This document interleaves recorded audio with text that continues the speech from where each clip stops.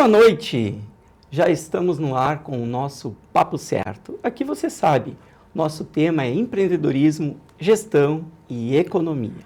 Você pode nos assistir através do canal digital 524, também no YouTube e no Instagram do @papocerto.com.br. Sejam bem-vindos!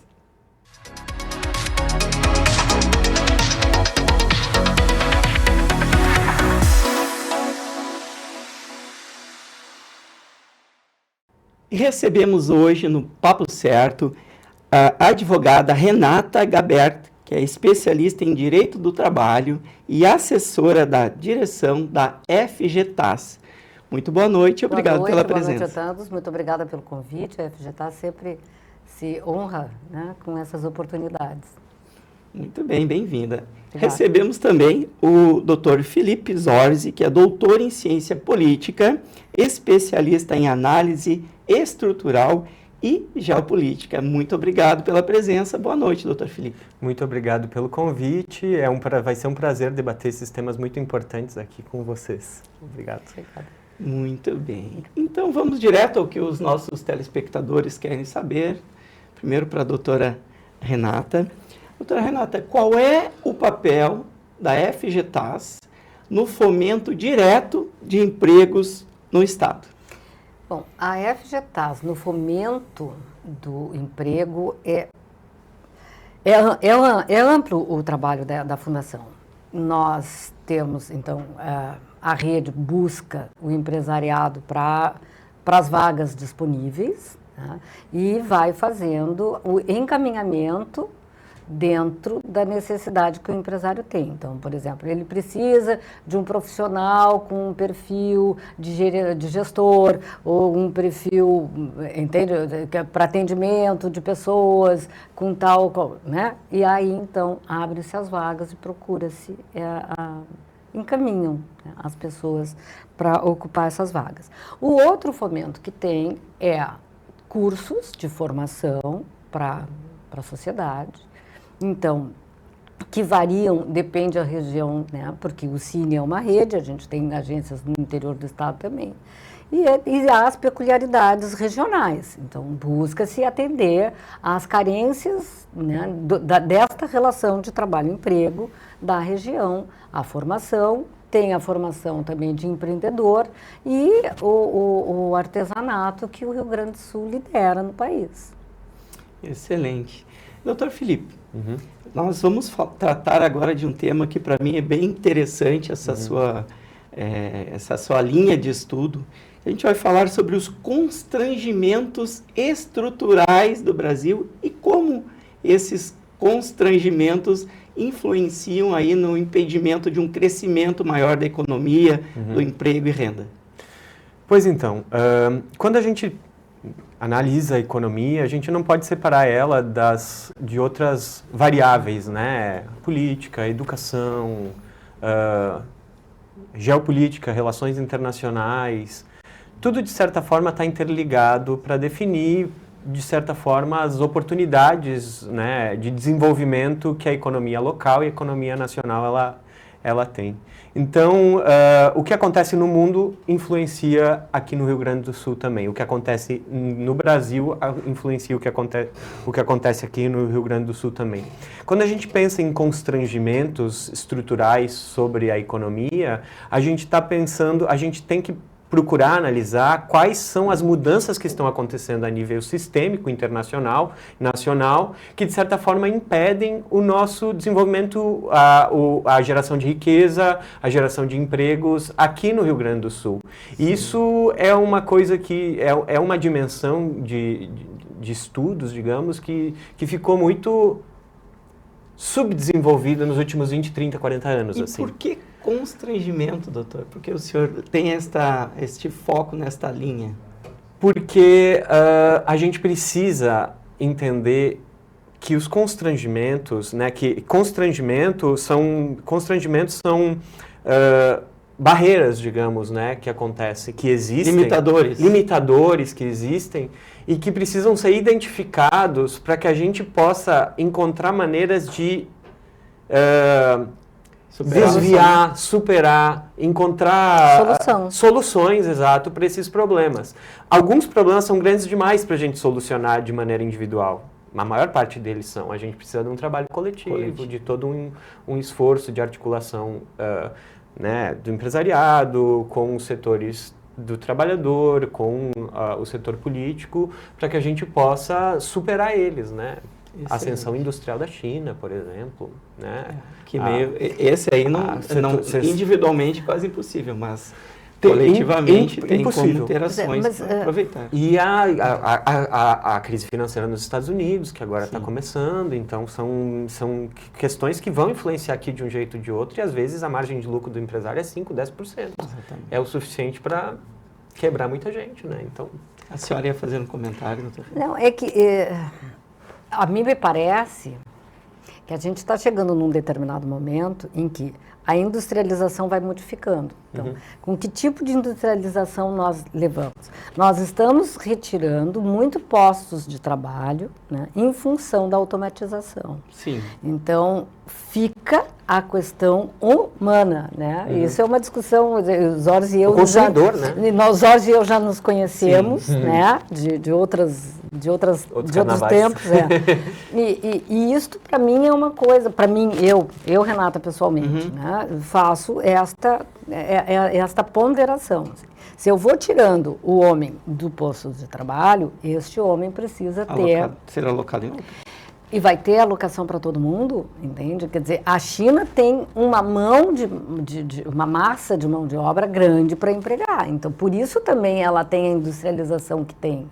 Os outros países foram abrindo mão. O próprio Brasil, ainda antes de atingir o bem-estar social, que era o projeto, né, dos anos 50, 60, foi desindustrializando. A nossa desindustrialização se inicia nos anos 80.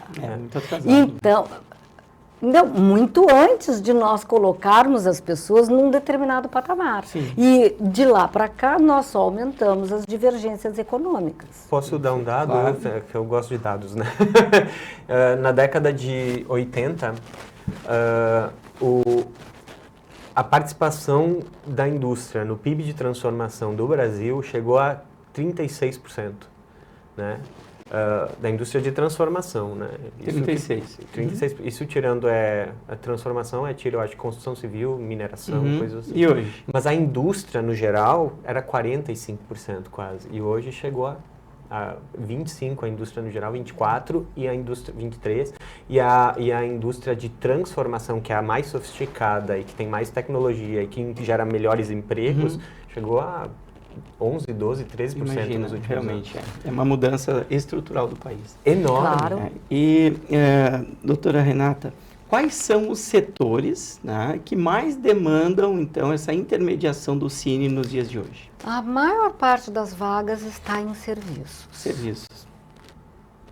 Que é isso, que também reflete, né, a desindustrialização do Brasil.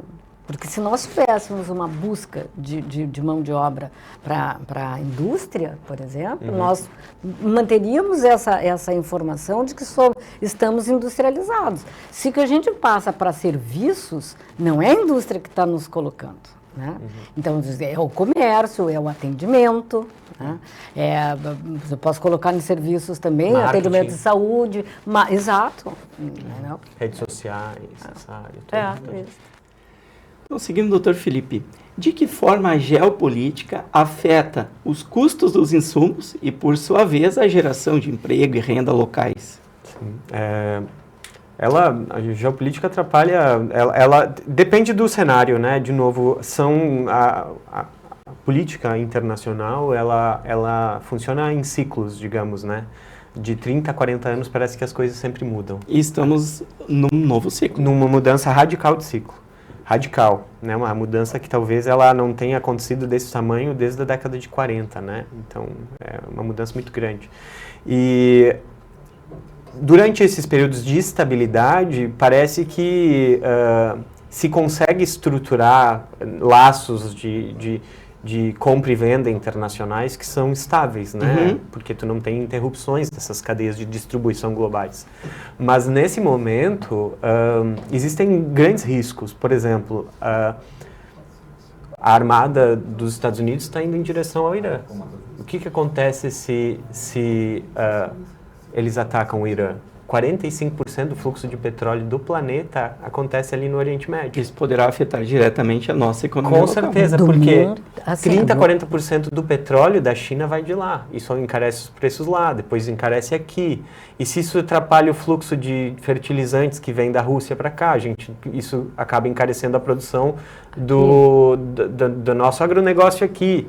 Isso pode, inclusive, de vez em quando, até matar a margem de lucro dos nossos produtores rurais, Sim, né? hoje Endividar o mundo eles. está interligado e a geopolítica ela assumiu nos últimos anos, especialmente com os conflitos internacionais que afetam diretamente, especialmente os insumos do nosso país e também os destinos dos nossos produtos.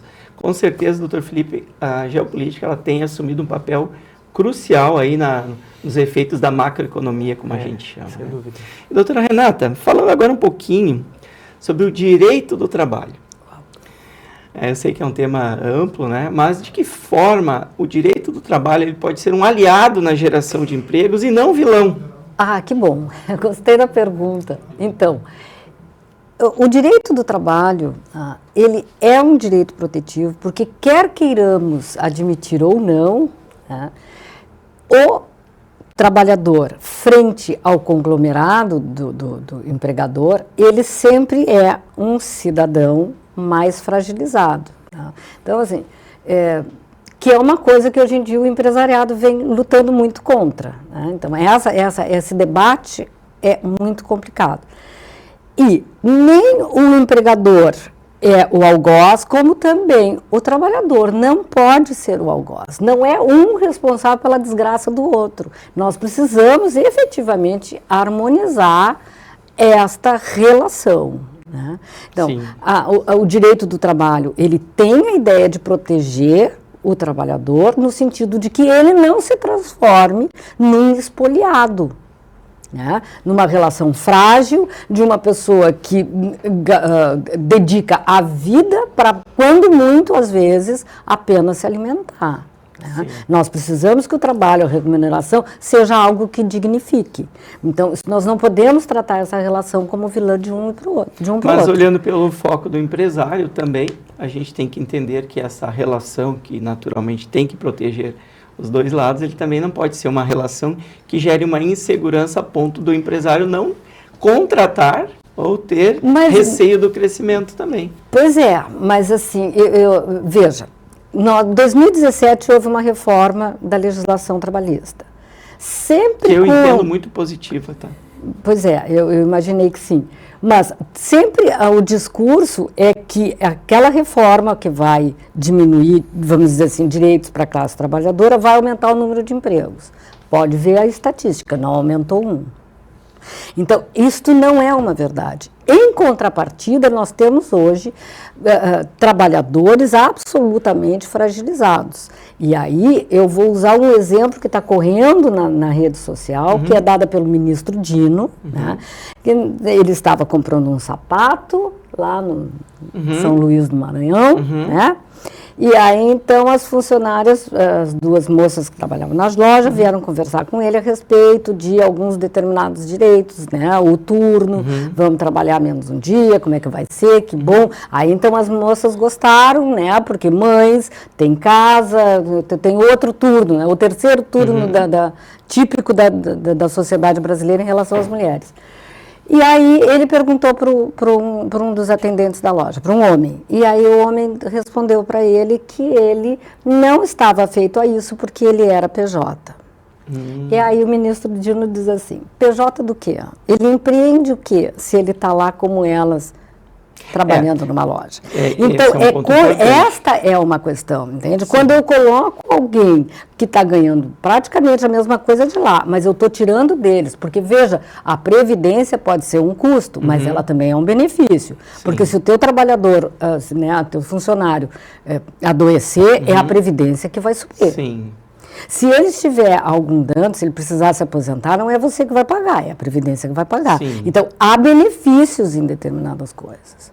Quer dizer, que muito se debate o custo da folha de pagamento, que não é legislação trabalhista, é legislação tributária. Tá? E eu não estou dizendo que não precisa ser repensada no país como um todo. Eu acho efetivamente que há custos, mas tirando Previdência e Fundo de Garantia, que é um outro benefício, que antigamente se tinha estabilidade e era mais caro ainda, e nós ainda temos um fundo de garantia que não proíbe a demissão em qualquer momento, porque há países em que você, para demitir um trabalhador com determinado tempo de casa, precisa justificar a necessidade da supressão daquela vaga, ou, né, daquele posto de trabalho. O resto é benefício a sistemas do empresariado. Posso fazer uma contribuição? Por favor, é importante. O reflexo desta reforma na economia também é importante. Isso, porque eu, não tanto sobre a reforma, eu tenho uma certa experiência com análise com essa relação, com essa preocupação dos empresários com os custos de produção, porque as margens de lucro, elas vêm caindo também, então Sim. tu tem essa dificuldade, é uma dificuldade real. E a competição é internacional. Esse é o problema. O que eu vejo é que os empresários brasileiros, para conseguirem competir com o que está acontecendo lá fora, eles acabaram se preocupando excessivamente com exportação e importação, só que numa pauta que tem muito baixo valor agregado no Brasil, é soja, é boi. E o empresariado brasileiro, ele está tendo que compensar essa perda de produtividade nacional com diminuição de custos no Brasil. E como é que faz isso? Cortando direitos trabalhistas. Só que, num cenário internacional muito caótico, a gente gera um problema, porque o mercado interno precisa compensar esse consumo externo que desaparece. Sim. E como é que tu resolve isso se a renda do trabalhador Só diminui. Então, tu tem uma contradição, um constrangimento, sim. Um constrangimento do mercado na demanda também. Então, tu tem uma demanda suprimida no Brasil. É um problema macroeconômico. Como é que a gente resolve isso? Na minha opinião, precisa de um novo pacto nacional para conseguir realizar esse projeto de aumento da competitividade da economia brasileira, porque uma vez que a gente consegue aumentar a competitividade do setor produtivo como um todo, a gente consegue também aumentar a renda do consumidor brasileiro. Eu acho que esse é o grande problema. O problema é quando a gente fica nesse conflito interno, a gente acaba deixando de lado talvez a parte mais importante, que é a perda de competitividade da economia brasileira como um todo a nível internacional. Sim, porque, veja, nós temos um salário mínimo que vai R$ 1.600, vamos arredondar um pouquinho para baixo, que não oferece capacidade de qualquer pessoa se transformar em consumidor. Sim. É isso.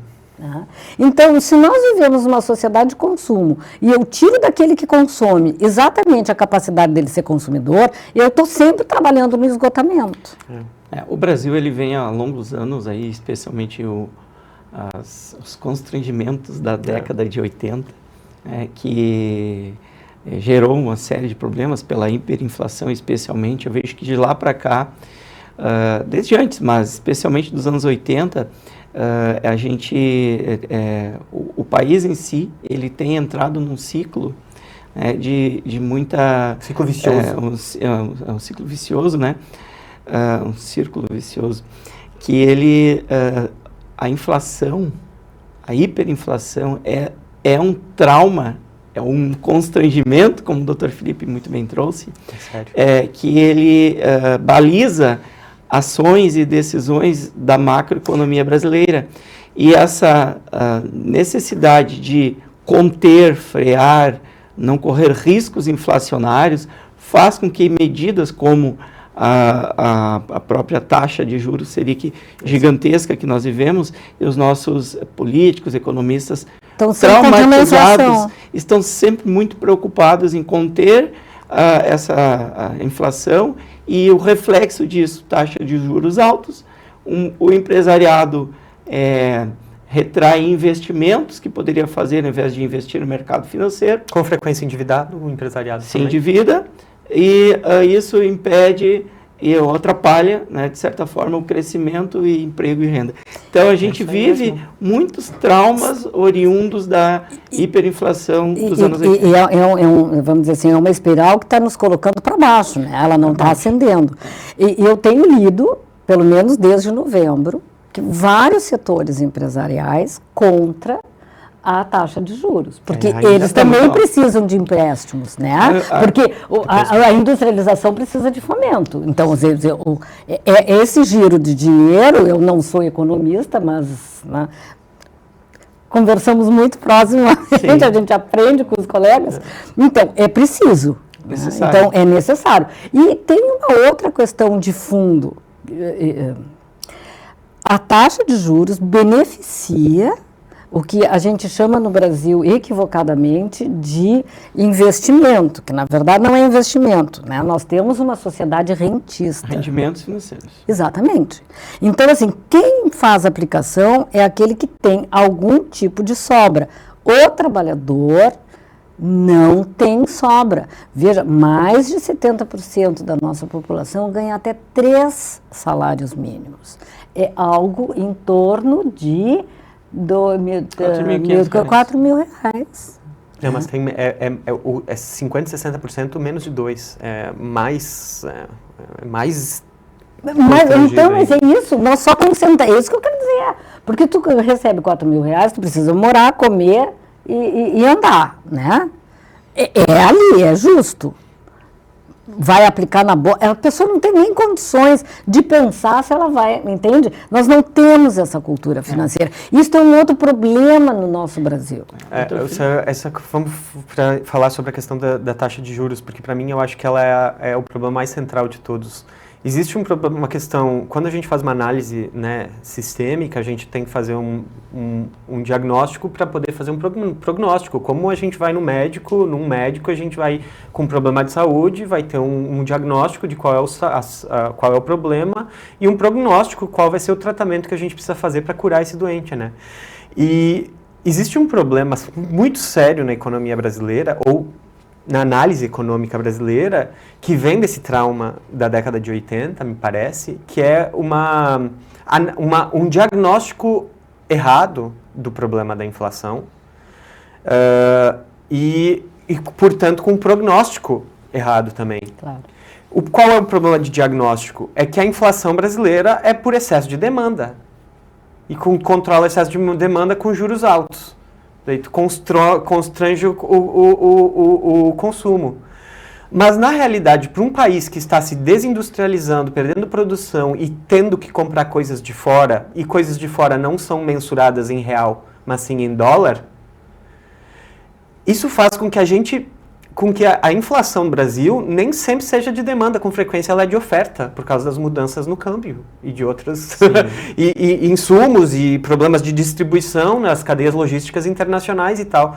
E tu não resolve esse problema da inflação brasileira sem produzir no Brasil para poder ancorar no real a produção brasileira. Excelente. E todos os custos da produção brasileira. Muito clara a sua explicação, doutor Felipe. Eu concordo quase 100% com a sua opinião, que nem sempre o problema inflacionário é por demanda. Tu não resolve esse problema com juros. E sim por uma inflação de custos na produção, e não inflação por demanda.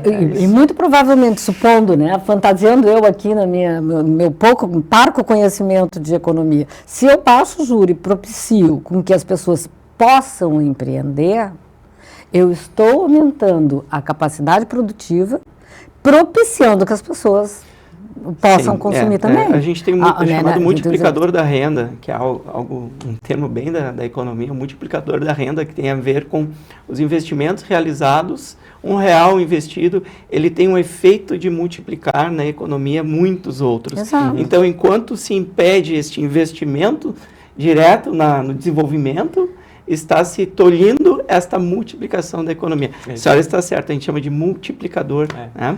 Mas o nosso programa está muito bom, indo para uma mescla aqui entre economia e geração de emprego e renda, que eu acho excelente. Mas, doutor Felipe, diga para nós o que você chama de constrangimentos estruturais e qual é o seu impacto no desenvolvimento econômico do país. Pois então, os constrangimentos estruturais são essas variáveis macroeconômicas, né, e geopolíticas que impedem o desenvolvimento, né? A gente tem como identificar várias delas, né? A mudança tecnológica, as disputas de poder por recursos naturais e tal.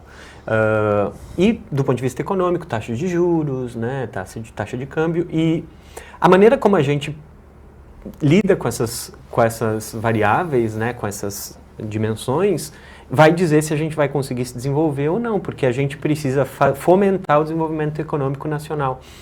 E uma vez que a gente tem um diagnóstico, a gente consegue utilizar as coisas que estão sob controle do poder político nacional para conseguir influenciar o nosso setor produtivo a se desenvolver. Isso não tem sido feito nos últimos 20, 30 anos, principalmente em função do que a gente já estava debatendo antes, que é a questão da taxa de juros, que impede tanto o empreendedor de contrair um crédito de longo prazo, quanto o consumidor, né, de não se endividar. O próprio Estado acaba pagando demais e acabando com a capacidade de investimento do Estado. Então, o empresário está constrangido, o Estado está constrangido, o consumidor está constrangido simplesmente por causa da taxa de juros, por exemplo. Né? É uma das dimensões, mas tem muitas outras. Né? Muito bem, muito obrigado. Doutora Renata, como a FGTAS-Cine qualifica e ajuda, então, a preencher as vagas hoje existentes, mas que não são preenchidas pelos candidatos? Bom, com curso de qualificação. Cursos de qualificação. Cursos de qualificação. Então, são conveniados com a Rede ETS, por exemplo, né? Senac, SESI e outras entidades, e abrem-se as vagas para a formação de determinados polos profissionais. Então, tem uma série deles. Né? E também se trabalha com empreendedorismo, curso de formação para empreender, minimamente conhecer gestão, economia, como é que faz a contabilidade, como é que organiza. Porque, como falávamos aqui no intervalo nosso, né, a educação é um ponto necessário. A pessoa que empreende, por exemplo, que é assim, muito falado, ela tem que conhecer minimamente uma organização para não confundir, por exemplo, né, aquilo que ela ofere com a venda do produto que ela tem com a economia própria dela. Então, é preciso aprender que tem que fazer uma reserva, que tem que comprar mais produto para continuar produzindo aquilo que ela faz, etc. E tal. E do lucro ela poder viver, a educação. Exatamente. Então, tudo isso é discutido, tem muito curso de formação na FGTAS. Não só em Porto Alegre, no interior também. A senhora pode trazer para nós alguns exemplos aí de cidadãos que estão procurando vaga ou mesmo qualificação? Como é que ele faz para se qualificar especialmente? Nós temos no site da FGTAS, ele tem todos os cursos que são, e como isto é dinâmico, entende? Assim, eu dizer aqui, olha, nós temos hoje em Porto Alegre perto de 5.000 vagas, tá? Bom, amanhã vai mudar o número, né? Porque algumas foram completas, outras não. Então, isso é muito dinâmico. Vai no site da FGTAS e ali, então, vai ter por região, o curso que quer, como é que tem, enfim. Está tudo lá. Vai na agência, né? Quem vai na agência é bom levar minimamente currículo, a formação, documento, e muitas vezes já sai encaminhado para uma entrevista. Muito bem, eu gostaria de compartilhar até uma opinião própria em relação à educação. Eu entendo que, assim como o Dr. Felipe, que nós falávamos aqui, a educação é a base para o desenvolvimento do país. Enquanto nós vivemos a atual situação em que alunos são quase não rodam, se vai à escola mesmo que não aprenda corretamente, não roda. Isso é uma realidade muito triste, faz com que a gente tenha aí um analfabetismo funcional, né, que a pessoa passou de ano, mas ela não consegue interpretar um texto, fazer uma conta matemática, entender a realidade, e aí termina se alienando. Né? Então eu entendo que a educação é a única saída para o nosso país. Exemplos para qualquer aí, país. Né? Exemplo, eu ia trazer um exemplo, a Suécia, que ela foi um dos países que, por 2 gerações, investiu massivamente em economia, na educação, perdão, e hoje tem uma economia muito sólida, baseada na educação. Eu sou um exemplo claro disso, filho de mãe analfabeta, pai com 4º ano, hoje estou na 5ª pós-graduação, mestrado, e sempre tendo como base da minha pretensão de desenvolvimento pessoal, o estudo e a educação, sacrificando finais de semana, sábado, domingo, futebol, reuniões com os amigos, tendo uma consciência de que a única saída, a minha forma de ir contra este sistema que a gente vive é me qualificando e estudando. Tem uma coisa que eu acho que vale a pena lembrar, que eu, né, enfim, foi um conselho que eu ouvi bem cedo, de alguém da minha família também, que é a única coisa que você não perde. Porque todo o resto na tua vida pode ser transitório, né? Tu pode ter dinheiro e perder, quer dizer, por vários motivos, até por uma enchente, mas aquilo que tu sabes fazer, aquela tua qualificação, o teu conhecimento, este é teu. Ele não precisa ser carregado, ele vai contigo. E para qualquer lugar do mundo. Né? Então, aprender nunca é demais. E a gente também tem a outra questão que o senhor falou do analfabetismo funcional. Hoje em dia, minimamente a pessoa tem que saber trabalhar com tecnologia. É preciso saber lidar com um computador, né? Seja no celular, seja um tablet, seja um notebook, um PC, enfim, porque tudo está funcionando com algum programa. Quer dizer, a pessoa vai trabalhar como atendente num hospital, né? O recepcionista, ele tem um computador ali para ver se a hora está marcada. O cara até num supermercado. Exato. Vai na loja, né? Também é um sistema de computador para ver o estoque, quanto qual é a parcela. Então, não tem como não. É necessário. E assim, para complementar, né? Que eu gosto de falar, de novo, falando dos constrangimentos estruturais. No estudo da Organização pelo Desenvolvimento Econômico, né, do Ocidente, a OCDE, que faz em mais de 70 países, o PISA, né? Aplica provas de ciência, matemática e português em mais de 70 países ao redor do mundo. No quesito matemática, o Brasil, eu acho que era de 73 países, ficava na posição 76ª, 66, eu acho, 64, entre 64 e 67, agora não lembro. Piores. Entre os piores do mundo em matemática, dentro dessa amostra de 70 e poucos países. Os Estados Unidos, que hoje estão, né, nessa crise de identidade, digamos, essa situação meio caótica, aparece já em 35º. E lá no início, lá no topo em matemática, quem é que aparece? Singapura, Coreia, China, Hong Kong, Macau na China. Que estão cada vez mais se desenvolvendo. Claro, que onde a indústria, a capacidade produtiva, ela se desloca em direção aonde tu tem uma capacidade de realizar a engenharia reversa da tecnologia. Então, toda a tecnologia europeia e ocidental, toda a Revolução Industrial, a terceira Revolução Industrial que aconteceu nos Estados Unidos, a segunda e a primeira que aconteceram na Europa, foram uma onda muito positiva naquele momento histórico. Mas como é que o eixo econômico mundial se transferiu para a Ásia?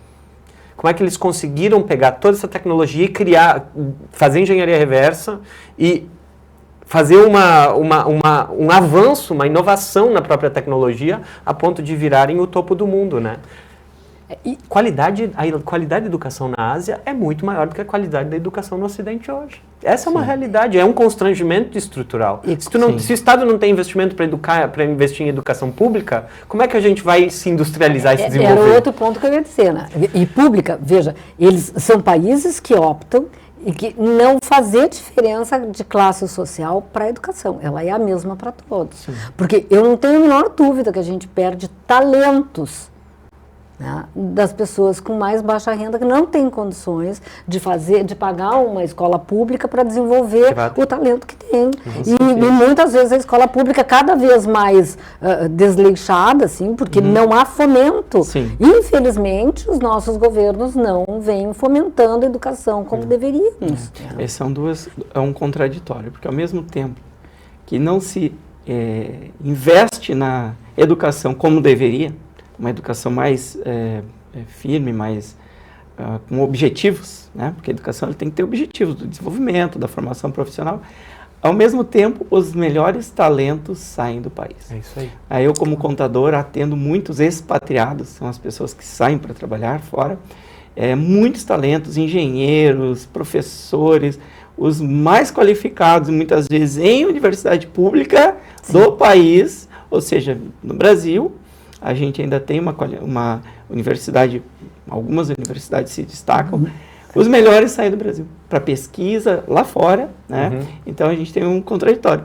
Aquilo que deveria ser estimulado a educação básica, não tem, e as que são ainda recebem incentivos de qualificação, como a Universidade Federal, perde seus talentos para o exterior. Mas, doutor Felipe, eu queria saber se nesse contexto nós temos como no Brasil voltar a ter uma indústria forte e desta forma gerar emprego e renda mais qualificada e uma renda maior?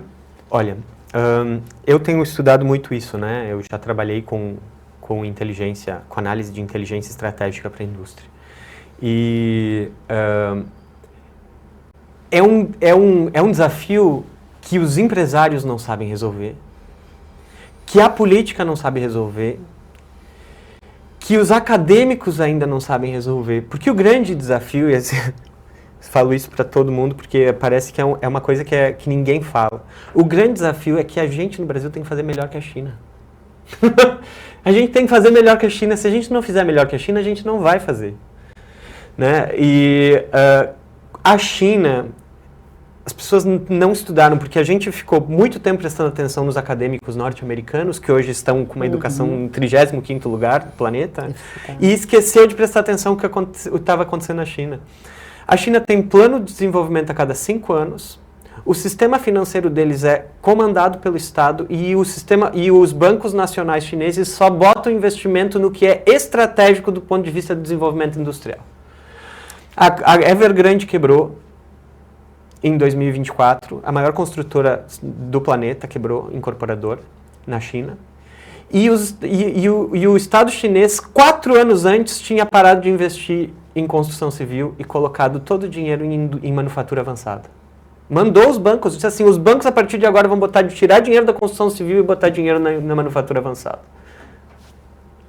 E o que aconteceu? A BYD dominou o mundo no mercado de carros elétricos. A gente vê o Brasil precisa fazer esse debate, porque os empresários têm que se articular para isso, têm que se articular com a política e, o mais importante, a política tem que pensar sobre isso. E hoje não se pensa, a nossa política está muito rebaixada nesse debate. Tem que aprender a fazer política industrial. Mas nós precisamos mudar uma cultura muito típica brasileira de ter esta separação. Enquanto a gente tiver no âmago essa separação de classes, como a gente tem, assim que a gente faz de conta que não existe, nós não vamos avançar, Zorzi.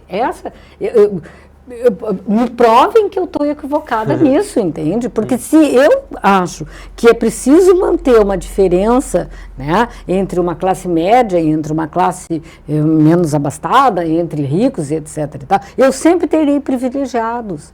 E a gente já só vai avançar na hora que esse excesso de privilégios na mãos de alguns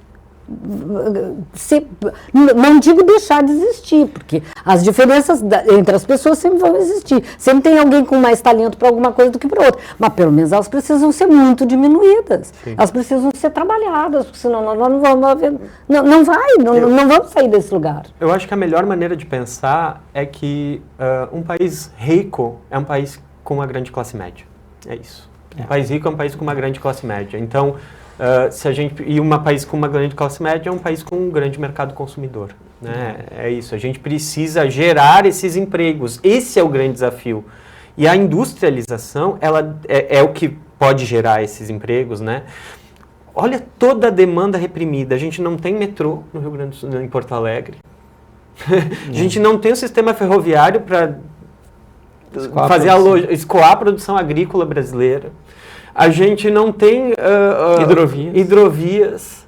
A gente tem um problema infraestrutural que o empresariado não vai resolver, que é o Estado que vai ter que fazer esse tipo de investimento, porque é um investimento de longo prazo que não vai dar lucro para compensar a taxa de juros que se paga para o empréstimo. Então, como é que tu faz isso? Precisa fazer esse investimento. Só que isso demanda todo um esforço político nacional para conseguir criar essa nova coalizão que vai botar um projeto em desenvolvimento no país. Um projeto, né?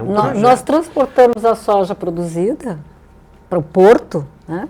Que é, afinal de contas, o nosso agroport, em caminhão. Pô, como não ter, né, quer dizer, a ferrovia? Né? Se terminou o Brasil é riquíssimo em hidrovias.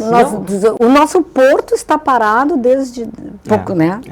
E tem a Marco Polo, tem a Randon aqui no Rio Grande do Sul, por exemplo, ali em Caxias, que poderiam tranquilamente, com o investimento correto em um acordo nacional, começar a fazer, e com o suporte da URGS, aqui em Porto Alegre, da URGS lá em Caxias. A URGS está indo para a Serra Gaúcha. Gente, pelo amor de Deus, a URGS na Serra Gaúcha. Tem todo esse parque industrial lá. Né? Vamos juntar a capacidade técnica da universidade com a capacidade produtiva da indústria e fazer uma indústria de ferrovia no Rio Grande do Sul, de trens no Rio Grande do Sul, gente, pelo amor de Deus. Onde é que está a criatividade para isso? Eu digo, né, tu tem a capacidade para isso, do ponto de vista intelectual e produtivo. Nossa conversa está muito boa e esse debate da economia voltada com a educação e qualificação profissional, ela realmente vai muito longe. Doutora Renata, o Programa Gaúcho de Artesanato, né, que ajuda aí a geração de renda nas localidades mais afastadas, como ele funciona? Como ele funciona? E o que ele afeta, né, as populações locais, especialmente? Ele afeta muito, assim. Nós somos, o Brasil o Rio Grande do Sul é a unidade da federação que tem o maior número de artesãos registrados, tá, com a carteira nacional, com a carteira estadual, com a carteira estadual nacional. Esta habilitação, né, permite que este produtor, então, forneça uma nota fiscal, né, e há todo um fomento para a educação, para o desenvolvimento. A FGTAS tem cursos de artesanato, tem aqui em Porto Alegre, tem no interior. Nem toda a agência FGTAS Cine tem um espaço de artesanato, mas boa parte tem também. E é todo um fomento, né? Toda esta produção individual, em particular, ela é artesanato, quer dizer, nem tudo que se produz é artesanato, né? Então, a primeira coisa que tem que fazer é saber se aquela atividade que a pessoa desempenha é artesanato. Eu acho uma excelente forma. E aí, então, e dentro disso também se desenvolve o empreendedorismo do artesão. Temos feiras que são grandes. Esse ano, agora, a FGTAS pretende, então, participar de outras feiras nacionais, grandes também. As nossas vendas foram muito grandes ali na Expo Inter, né, que tem uma feira grande de artesanato também. E vemos desenvolvendo novas feiras, novos eventos de artesanato. A senhora sabe, doutor Renato e doutor Felipe, que nem sempre a gente tem que ir contra o adversário mais forte. É uma opinião muito pessoal. A China hoje é o adversário mais forte, globalmente falando, na questão industrial. Mas naquilo que nós somos bons, e o Brasil é muito bom em muita coisa. Muito bom. Se o serviço aqui é o que mais pesa no PIB, junto com a agro e a pecuária, enfim, mas o setor de serviços e aquilo que nós somos bons, turismo. Agricultura, turismo, eu quero puxar mais para o lado de serviços. E essa parte artesanal, o Brasil é riquíssimo. Aqui no estado do Rio Grande do Sul, eu participo muito e sempre vou nas feiras da agricultura familiar, né? Sim. E feiras de artesanato local. Inclusive, quando eu saio para outros locais, onde tem uma feira local, para conhecer a cultura local. Acho que tudo isso que o turista e que quem é de fora daquela região leva de recurso é de fora.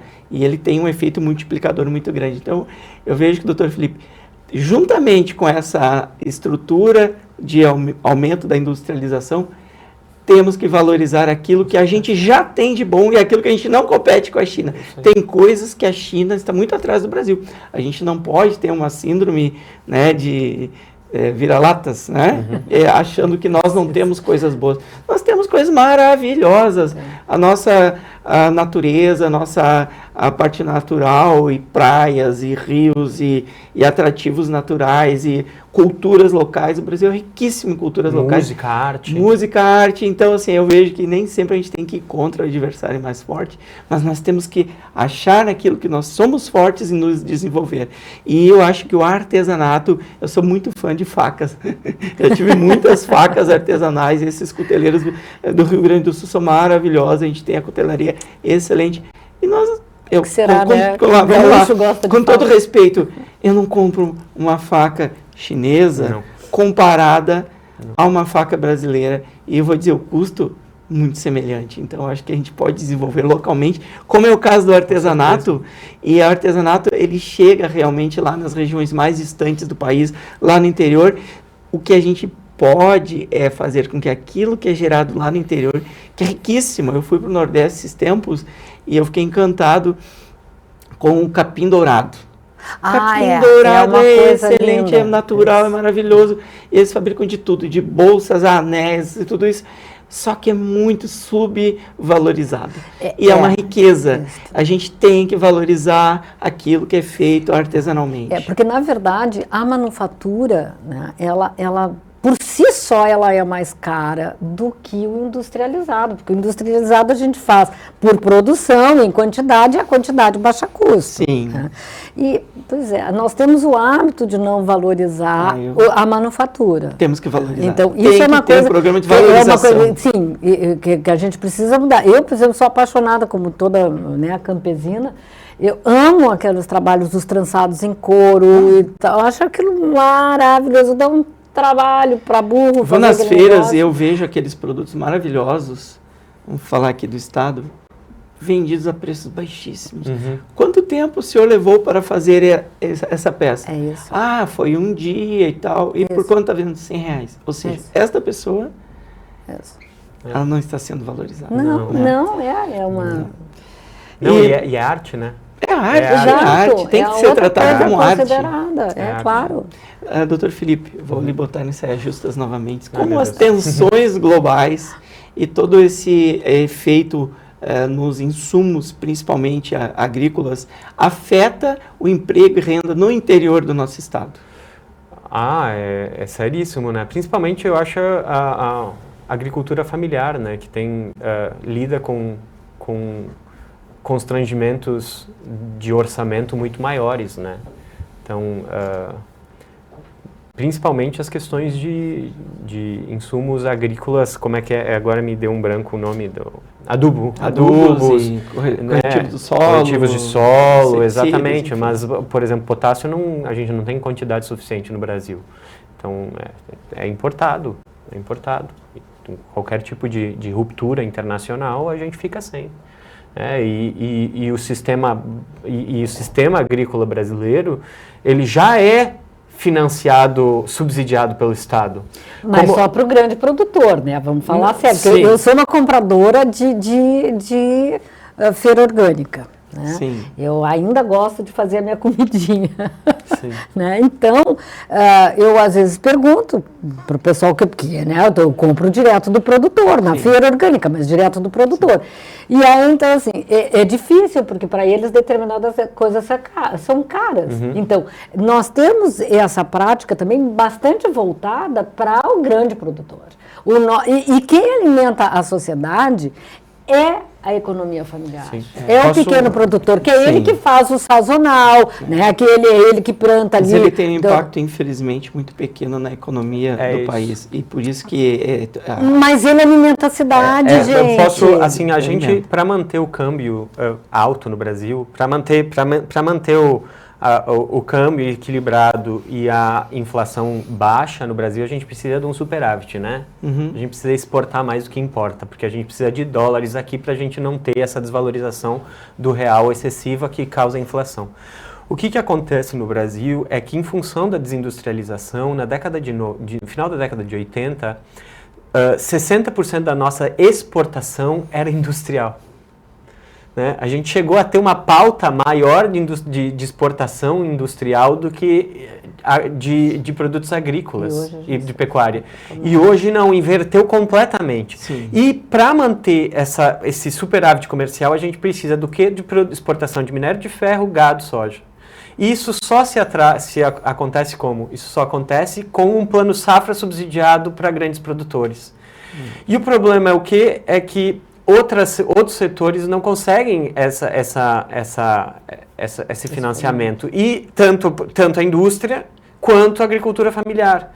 E em qualquer tipo de ruptura, tanto de questões de logística internacional, tanto a agricultura familiar quanto a indústria sofrem, mas mesmo esses grandes produtores rurais que tomam grandes empréstimos no plano safra, acabam também, às vezes, tendo uma ruptura, porque qualquer problema de clima acaba com essa produção. Obrigado, doutor Felipe. Nós estamos nos encaminhando para o final do nosso programa, passa muito rápido, mas eu gostaria, doutora Renata, de lhe perguntar, acho que a sua última resposta aqui, quais as perspectivas para o ano de 2026 em relação ao aumento ou redução, né, do trabalho aqui no estado do Rio Grande do Sul? Bom, nós temos, que depende muito de conjunturas que também são internacionais, né? O mercado faz esses ajustes. Então, neste momento, nós temos o fomento de vagas pelo sazonal, né? Então, nós produzimos a colheita da uva, a maçãs, então, nós temos um pico, depois nós vamos ter uma outra queda, depois vem, né? E aí, conforme vai ajustando. Mas o Rio Grande do Sul vem vem aumentando postos, né? Porque os jornais noticiaram que nós tivemos um aumento de empresas, enfim, e isso significa também vagas novas. Então, nós nos mantemos, na pior das hipóteses, a gente mantém um equilíbrio, assim, com uma suba, né? A gente vem aumentando a empregabilidade.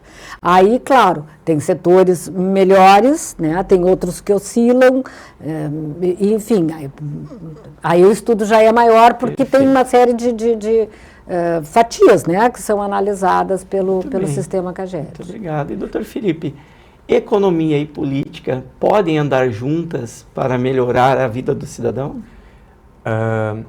Eu acho que essa é a pergunta mais importante, né? Sim, eu acho que não só podem, como devem. É a única solução. Porque o Brasil é um país cheio de potencialidades. O Rio Grande do Sul é uma região cheia de potencialidades. E a gente vai conseguir só desenvolver essas potencialidades quando a gente conseguir desenvolver uma estratégia.